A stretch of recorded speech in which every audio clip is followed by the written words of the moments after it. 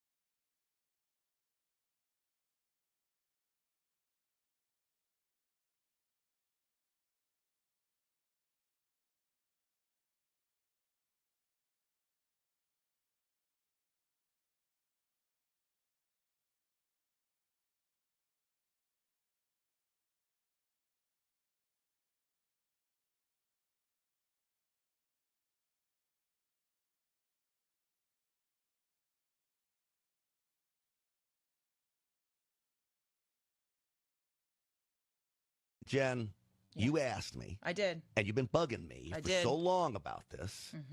Would I get you, my friend, Alina Habba, President Trump's attorney, who's been I'll just say she's been such a badass out there. Yeah, she's like a warrior, like the warrior to the stars, right? And we don't use that term lightly to President Trump. She's helped him through so many things. Well, I got her. And I want to welcome her to the program, my very good friend, Alina Habba. It is so great to talk to you. Hey, good morning, everybody. How are you? Good morning. I was upset because Grant was, always taking you for his TV show. I'm like, come on, share some love on the radio with us. But it's truly, thank you so much for what you're doing. It is not easy to be in this situation where people are constantly throwing rocks, sometimes at President Trump, and bullets. And you are there helping defend him and, of course, spread his message, which is great, Alina. So thanks for doing that. Oh, thank you. It's my pleasure. Honestly, it's been a great honor. Well, go ahead, Grant. Well, Alina, I wanted to ask you, I think because, you're so close to the president over the years, you've become not just such a confidant and a defender of his, but really, I think it's safe to say you're such a close friend of his as well. We're now 3 weeks plus, I guess, past the assassination attempt. What has this been like for you when you watched this man that you've worked so hard for nearly be killed? And then what has anything changed in President Trump since then? Well, first for me, obviously, it's like if you watched any friend, right, on national television, find out that they have been shot. I was going to go to that rally. I had been to the one that week earlier in the week. And your mind just starts racing, worrying. It's funny. I picked up the phone and actually called him immediately like an idiot because it's just your automatic response, right, is to make sure he's okay. So it was frightening. I mean, I was in tears, and for about 90 minutes, the kids and I were communicating, and we hadn't heard anything, and we were trying to reach somebody and find out what had happened, if he was okay. We knew he had seen him get up, obviously, in that momentous moment where he put his fist up and said, fight. But we couldn't tell if the bullet had gone in his head or what had happened. So the minute that I did hear from the kids and from him, obviously, was a very emotional one. I was hysterically crying. I think that, the relief you feel in that moment, knowing somebody you care about very much and the country needs so much is okay, was incredible. And, God had his hand on him, and he's definitely meant to be here on this earth. He's not done yet. In terms of him, he's doing great. I mean, the guy walked out at the RNC, the next day after he was shot. I flew with him to the RNC. I was expecting our flight to be delayed. I was expecting that he would change the plane. He would, we'd get a notice. Instead, I got a message from the logistics team telling me, Alina, everything is staying as planned. Be at the plane at this time. We're not changing a thing. And next thing you knew, we were on the plane, bandage and all, with his doctors, and rolled out to the RNC. I mean, it is just epic. So, they keep throwing things at him. They can't even pick their candidate, but President Trump is President Trump, is the most resilient man I know. I think that moment when he came out on the floor at the RNC was almost as impactful as the fist pumping in the air, just to see him return and to know that you cannot keep him down. And Alina, there's a new poll that's out from CBS.